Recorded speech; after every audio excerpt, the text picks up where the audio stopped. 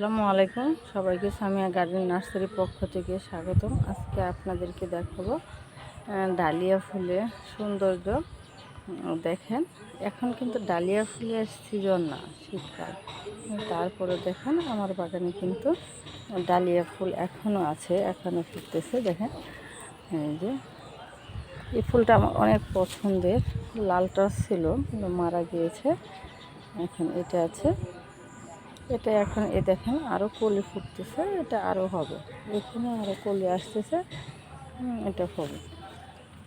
এটা এখন কলি দেওয়ার পরে যখন গাছটা মারা যেতে থাকবে তখন আমি এটা এখন বালতিতে আছে, এই বালতিটা যদি আমি শুকনো জায়গায় উঠায় রাখি তাহলে তাহলে এটা থাকবে। আবার আমি শীতকালে এটা দেখবে যে কষে দিচ্ছে।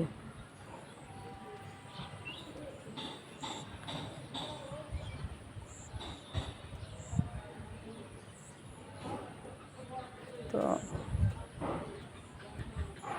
আসলে যত্নে অনেক কিছু হয়।